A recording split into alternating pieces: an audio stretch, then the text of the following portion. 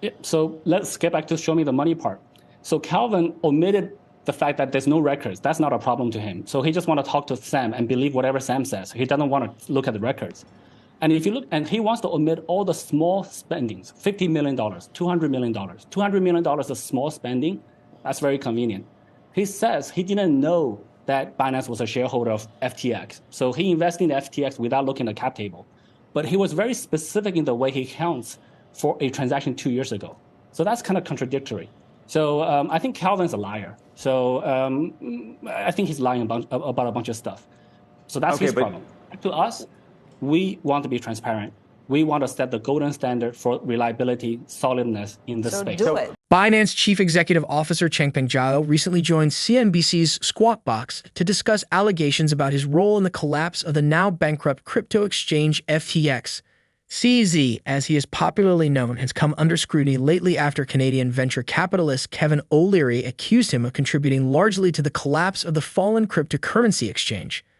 In recent interviews and during a congressional hearing with U.S. lawmakers, O'Leary has recounted conversations with former FTX Chief Executive Officer Sam Bankman-Fried. According to O'Leary, when he asked SBF where the chunk of the money went, he told him he had spent around $3 billion to repurchase CZ's 20% shares in the cryptocurrency exchange. As a result, O'Leary has pinned the blame for the collapse directly on CZ. CZ responds to these allegations in his interview. He also tries to clear the air on all the FUD that has surrounded his cryptocurrency exchange all week. According to data from blockchain analytics firm Nansen, Binance saw net outflows hit a record high of $3 billion on Tuesday, December 13. With the collapse of FTX, crypto investors have been scrambling to take their assets off exchanges. In addition, there have been reports that the U.S. Department of Justice is investigating Binance and considering a money laundering probe into the exchange and its founder. In a string of tweets on Tuesday, CZ acknowledged the large outflow of funds and assured investors that Binance is equipped to handle such large withdrawals. It's a good idea to stress test withdrawals on each centralized exchange on a rotating basis, the Chinese-Canadian business executive noted in one of his tweets. We will now take you to CZ's interview, where he discusses O'Leary's allegations, the state of Binance's reserves, and some issues they had with USDC withdrawals earlier in the week.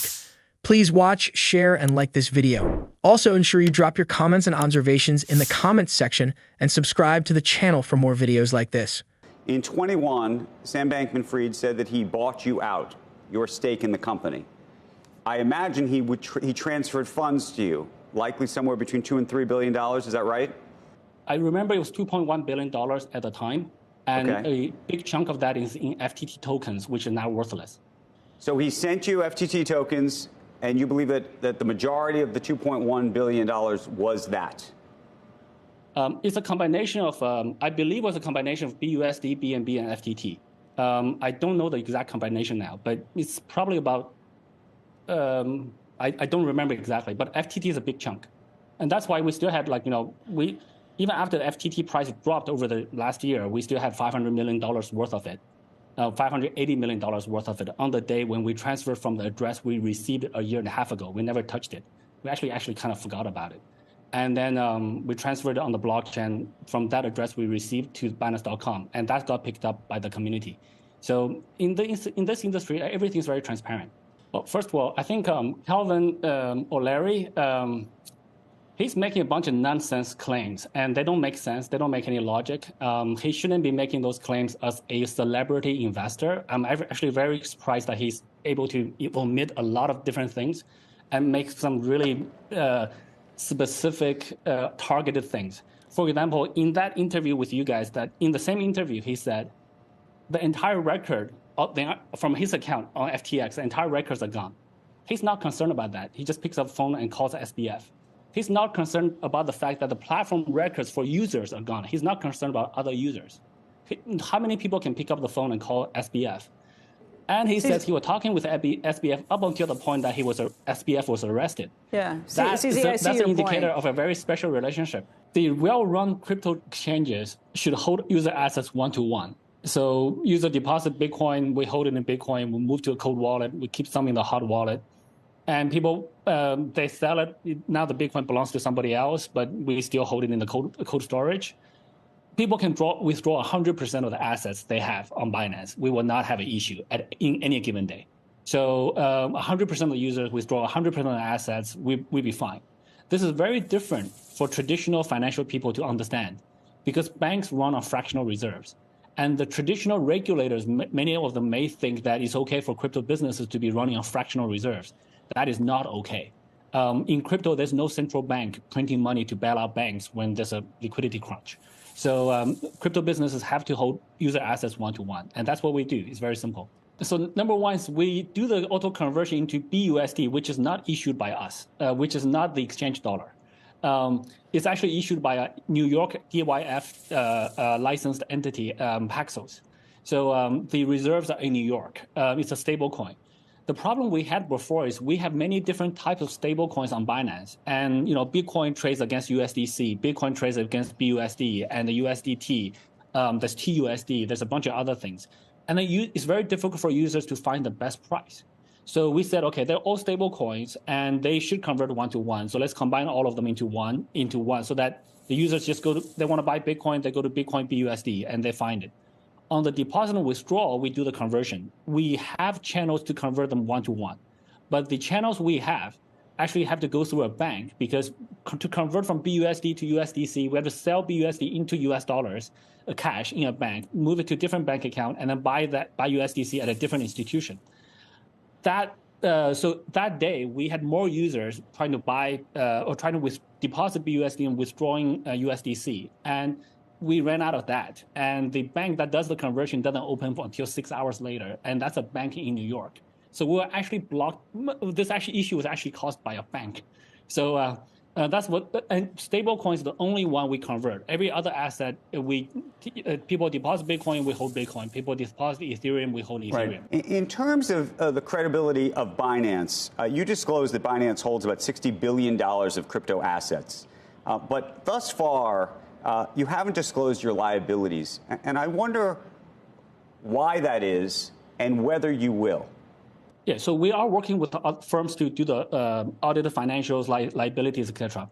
Very simply, Binance does not owe people money. Binance does not have loans from other companies, from other funds. We just don't have it. You can ask any fund in the ecosystem. You can ask any VC. We actually also do not have VC investments, so we don't owe anybody any money. And we also do not have loans to other people that we depend on for our next payroll. So we are very simple, very self-contained type of organization, and we manage our cash very simply. So that's very, very different from the FTX situation, where so people who were hurt by FTX are now worried about everybody else, and they were defending FTX before. But that's why they have money on FTX. So, but just because they're bitten by one snake doesn't mean that every other animal is the same. CZ is not the only crypto executive trying to assure investors as the industry tries to navigate its way around the brutal FTX collapse. On Tuesday, Brian Armstrong, the co-founder and chief executive of crypto exchange Coinbase, also took to his Twitter account to assure clients and investors. Here are his tweets. Lots of fear out there in the markets. It's important people remember how different Coinbase is in moments like this. It is based in the United States. Customer assets are backed one-to-one as shown in our public company financials. We are well capitalized with a $5 billion balance sheet, as shown in our last 10Q filing. While it is a general consensus that crypto assets are safest in cold wallets, it is impossible to completely write off all exchanges because of SBF and FTX. Galaxy Digital Chief Executive Officer Mike Novogratz states as much in a recent appearance of Squawk Box. Here's a clip from the interview. People bought Bitcoin because the central banks around the world had monetary policy like we'd never seen, right? And so you were debasing fiat currency by, creating this inflationary wave that came. And so it was a perfect inflation hedge in lots of ways. It went from 8,000 to 60,000. And then when Powell took out his golden hammer and started beating inflation on the head, Bitcoin and lots of other assets that had benefited from all that easy money came down. And I think what will drive price action in the future is some sense that governments won't be able to keep tight fiscal policy and tight monetary policy for very long, right? The pressures of populism get to governments and they spend too much. That and constant adoption. And you're seeing, even in this terrible bear market of crypto, you're seeing, new ways that people can participate in Bitcoin and the crypto market, right? Fidelity is a perfect case in point. They're just turning it on to their retail customers. And it's a really easy to use app, and it's really well explained. And so I think, people like to call the death of crypto because we've had a sell-off. I just don't think they're right. It's really dangerous to think that, when you have one black swan, you're going to see them everywhere, right? Like that you're going to have criminal organizations all over the place. And, these places run by sociopaths. It's just not the case. I'm not saying that every other exchange is playing by every single rule, right? A lot of exchanges are under some assault from regulators for KYC AML violations, often in the past, right? When they started, they didn't have near as robust protections against who was using their exchange as they do now. But I don't think, under every rock, there's a guy stealing your money. Do you still have your crypto assets on any centralized exchange? Are you worried we might have another FTX on our hands soon? Please let us know your thoughts on the tweets and clips featured in this video. Also, ensure you like this video and smash the subscribe button if you are yet to do so. Thanks for watching our videos.